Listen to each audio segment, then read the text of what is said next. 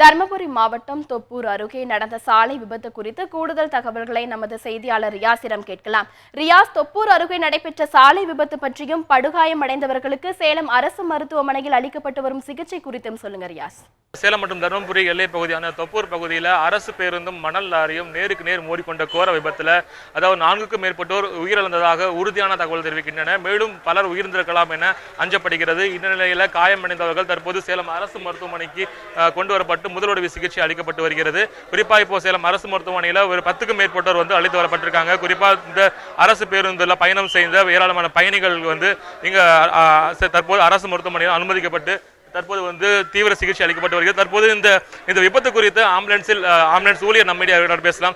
Sir வணக்கம். இந்த விபத்து எப்படி ஏற்பட்டுச்சு, என்னென்ன வண்டிகள் மோதி கொண்டதுங்க? சார், இப்போ நாங்கள் ஆன் த வேல வந்திருந்தோம் சார். ஆன் த வேல ஒரு கேஸ் எடுத்துன்னு வந்திருந்தோம். அது ஆர்ட் பிளாக் கேஸு. அது முன்னாடி பார்த்தா இன்ஸ்டன்ட் எனக்கு 108 தகவல் வந்தது, தொப்பூர்லேருந்து ஆக்சிடென்ட் ஆச்சுன்னு. ஆனால் நேரில் பக்கத்துலேயே பார்த்தோம். அது மேச்சேரிலேருந்து வந்த வண்டி பஸ்ஸு, கார்பரேஷன் பஸ் தான். முன்னாடி மணல் லாரி மேலே ஏறிட்டுது. அதில் ஸ்பாட்டில் டயர் கடியில் ஒரு 10க்கும் மேற்பட்டோர் 20 பேர் இருக்கலாம், 20 பேருக்கு மேலே இருக்கலாம். நேரில் தான் இருந்தான். அது டயர்லலாம் வெறும் பாடிகளே இருந்தது. என்னால் பார்க்க கூட முடியலைங்க, அவ்வளோ கஷ்டமாயிடுச்சு. இன்னும் அதிகமாக தான் இருக்கும். ஒரு 20 பேர் 30 பேர் உயிருக்கு போராடினாங்க. என் கேஸ் பார்த்தா நானும் முடிஞ்ச அளவுக்கு அவங்களை ஹெல்ப் பண்ணணும் அந்த ஐடியாவில் தான் இருந்தேன். ஏன்னா எங்கள் கேஸ் பார்த்தா ஆர்டிஏ. என்னால் முடியல, என்னாலே மயக்கமாக இருந்துச்சு. அந்த கேஸ் தூக்கிட்டு சேஃபாக கொண்டு எங்கள் கேஸ் சேர்த்திட்டோம். ஏன்னா அந்த நானும் எங்கள் மேலதிகாரிக்கு தகவல் கொடுத்து 108 ஆம்புலன்ஸுக்கு தருமபுரியில் எத்தனை வண்டி இருக்குதோ அத்தனை வண்டி வர வச்சு எங்களால் முடிஞ்ச உதவியை பண்ணிட்டேன் சார். எவ்வளோ பேர் காயம் அடைஞ்சிருப்பாங்க சார் அந்த பகுதியில்?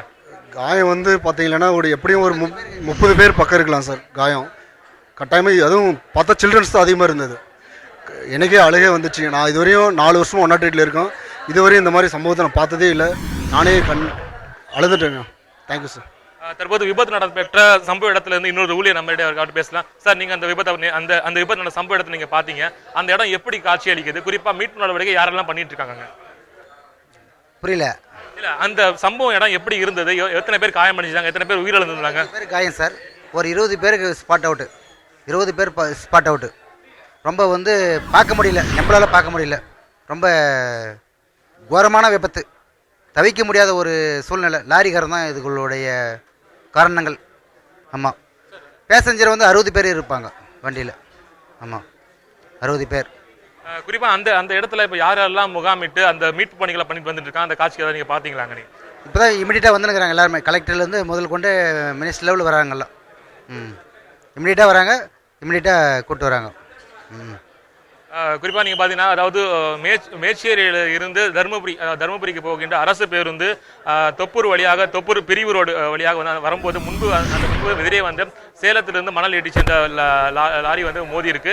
இந்த மோதிய கோர விபத்தில் சம்பவ இடத்திலே முதல்ல 4 பேர் உயிரிழந்ததாக தகவல் தெரிவிக்கப்பட்டு இப்போ அதாவது 10க்கும் மேற்பட்டோர் இருப்பதாக தகவல் சொல்லி, ஆனால் உறுதியான தகவல் எதுவும் கிடைக்கப்படவில்லை.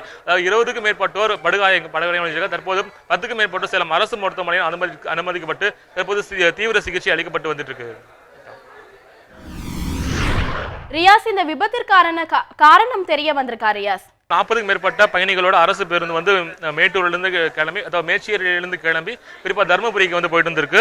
இந்த பேருந்து அதாவது தேசிய நெடுஞ்சாலையை கடந்த போது எதிரே வந்த மணல் லாரி அரசு பேருந்தின் மீது எதிர்பாராத விதமாக வேகமாக மோதி இருக்கு. அந்த மோதிய விபத்துல அந்த இடத்துல விபத்து நடந்திருக்க முதற்கட்ட தகவல் தெரிவிக்கு. தற்போது இங்கு பாதிக்கப்பட்ட பயணிகள் தற்போது தீவிர சிகிச்சைக்காக கொண்டு போகும் இந்த நேரடி காட்சியை நீங்க பார்த்துட்டு இருக்கீங்க. இன்னும் ஏராளமானோர் தற்போது அரசு மருத்துவமனைக்கு 108 ஆம்புலன்ஸ் மூலமாக கொண்டு வந்துட்டு இருக்காங்க. குறிப்பாக பார்த்தீங்கன்னா, தர்மபுரி மற்றும் சேலம் மாவட்டத்தில் இருக்கிற 108 ஆம்புலன்ஸ் அனைத்துமே தற்போது முடுக்கிவிடப்பட்டுள்ளது. மாவட்ட வருவாய் அதிகாரிகள் மற்றும் தீயணைப்புத்துறை அதிகாரிகள் சம்பவ இடத்துக்கு விரைஞ்சிருக்காங்க. தற்போது மீட்பு பணிகள் முழு வீச்சு நடைபெற்று வந்துட்டு இருக்கு. இந்த நிலையில் அந்த பகுதியில் தற்போது போக்குவரத்து பாதிக்கப்பட்டிருக்கு. குறிப்பாக அந்த பகுதியில் போக்குவரத்து தடை செய்யப்பட்டிருக்கு. குறிப்பாக 1 மணி நேரத்துக்கு மேலாக அந்த பகுதியில் எந்த வாகனமும் அனுமதிக்கப்படவில்லை.